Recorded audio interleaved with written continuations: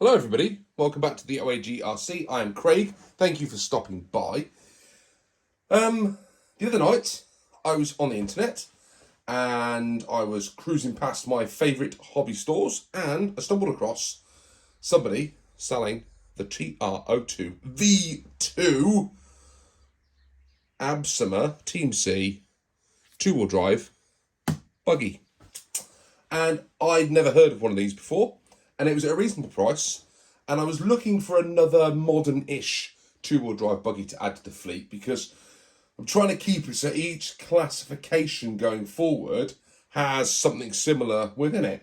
And I saw this, and I knew nothing about this car, and I still know nothing about this car, and I'm not going to build it yet, but what I thought I'd do is just show you why I bought this and what's in it. I've not looked inside the box yet because the box is still sealed. If I spin around, it's got some lovely foil seals on that have not been broken. I think this car's about 15 years or so old. And yeah, no one's opened this box for 15 years. We're going to do it because that's what we do here at the OAG. There's a little bit of information on the front of, or the side of the box there. And what we've got is, it has a ball differential. It's got gear protection. And what they mean by that is it's got slipper clutch built into it as well. It's got CVA shocks, or oil-filled shocks rather. The only thing I don't think this has is ball bearings. But it's quite a lot of kit, actually, for the money. And I'm not going to tell you how much I paid for this. What I do know is that these kits were going for about £50 back in the day, because I think they struggled to get rid of them all. And I think they sold particularly well. If you'd have picked one of these up for £50, I think you're doing pretty happy with yourself. Now, this is not a collector's edition. We're going to run this. We're going to get it out on the Ultra Raceway and we're going to drive it. So it doesn't matter that I'm breaking into the box, because that's what this car was intended to see. It was intended to be driven. It was intended to get out on a track and be slammed about. So we're going to find out what you get inside probably what would now be an old school modern 2-wheel drive buggy. Right. First thing, we've got a wibbly wobbly. We've got a white wibbly wobbly. Look at that.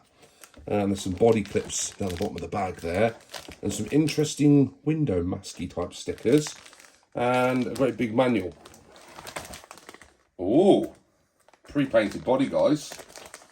I can tell you that before we've even got stuck into it, which certainly does help. Look at that, a white wibbly wobbly, very nice. And there are some decals in here. Oh, there you go, some decals. But those windows are not window masks. They allow you, by the looks of it, to change the outside colours of the body, because it's pre-painted. And it's got a yellow set of those windows around them, but we have some different options. Unfortunately, it does look like the body's scratched up a little bit in there. Can you see? Like it's had a few bashes, but I'm not going to worry too much about that, because when we put it out on the track, it's going to get bashed up anyway, isn't it? Got some tyres. Do we want to have a little vintage 15-year-old tyre sniff? I think we do. Sealed for 15 years. Phil, this is for you, buddy. Let's have a little. Ooh, they're fruity. They're fruity, almost lavenderish. Ooh, lavender and licorice, I would say. What an interesting combination. Yep. So there you go. We've got some tyres, we've got some wheels in there. I like those. They're sort of the disky type wheels. Do like those. Lots of bags. The shocks are already built. That's pretty cool. There's no oil in them, it feels. We've got bag D, which looks like it's got the damper stays and things like that in it. Bag C has got the gearbox in, the slipper clutch. Now I've read somewhere you've got to be really careful when screwing into these, because there's not a lot of thread on the motor mount, but that's okay. We're not going to put anything stupid. No stupid brushless stuff going on here. Steering mechanism in that one, and some fronts. Yeah, so there are a couple of bearings in there, but look, so also a couple of bushings. So we'll have to have a look at what's going on in there. There's some Got some tie rods in there and things like that, some adjustables. We've got a chassis plate there, which looks all right, looks quite good, quite firm plastic. And then we've got a tiny little silica, oh dear, oh no, we've had some serious leakage in that bag. Do you see that? Look at that, it is all out in there. 15 years has not been kind to whatever oil is in there. So there's silicone oil, and then I don't know what the other one is. I'm going to have to look in the manual and find out the best thing to do with that. But I've got, I mean, if you look behind here, I've got so many oils back there. I am sure I've got something that can be used. So actually, that's quite a nice, simple, it's a really simple buggy by the looks of it. Try and get as much of that back in the box as I can do. Now I'm starting to think it's not quite as easy as I thought it would be. And maybe we'll have a quick look at the little manual. Right, let's get stuck into it. Front arms, fairly straightforward.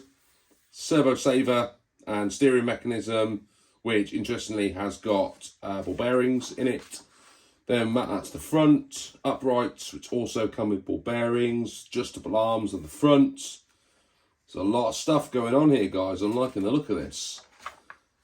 Ball diff. Good stuff. Slipper clutch. Brilliant. How easy it's going to be to get those funny shaped pads will be interesting. But does have a slipper clutch. Rear mount goes on. The rear arms go on. Assemble the gearbox. Universal drive shafts in the rear. Well, it's only going to be in the rear because it's two-wheel drive. It's got universals back there. Adjustable arms at the rear as well. Oil-filled shocks, which are already pre-built. So we'll bash some shock oil in those. Motor, servo. Plenty of room for the electronics on the inside. Tyres have got foams in them. Pre-painted body. Adjustable wing mount, so you can change the angle and the degree of the wing. That is, I tell you what, that is a lot of kit for the money. If people were picking these up for £50 back in the day, that is a lot of kit for £50. And you don't see, there's a lot of kit for what I paid for it. You don't see stuff like this from anyone out of the big ones now. I'm really impressed. I'm looking forward to building this now. I wasn't sure about it. I saw it and it was at a price that I was prepared to pay for a two-wheel drive modern-ish buggy. And I was looking at the G-Force G-Nova, but I've got to import that from Japan. So they were coming in probably about 150 to 170, depending on whether or not you get stung for import duty. I looked at, there was another one that's recently come out as well that I was looking at, and that's coming in at about £200. Dirtmaster's £200 in the UK as well. You can't get an entry-level Tamiya two-wheel drive for this price. Yeah, the closest Tamiya one I can think of is probably the TD2. Because, well, it's got all this kit on it. And even then, you don't get all this stuff. You'd have to buy a whole lot of hop-ups. This is pretty good value. I'm impressed. I am really impressed. Let me know in the comments what you think about it. Make sure you subscribe to the channel if you want to see this built at some point in the future, because we are going to build it and we are going to put it out on the Orchard Raceway. Let me know what you think. Have I done the right thing picking this up, or should I have bought something different? See you all soon on the OAG RC. Goodbye for now.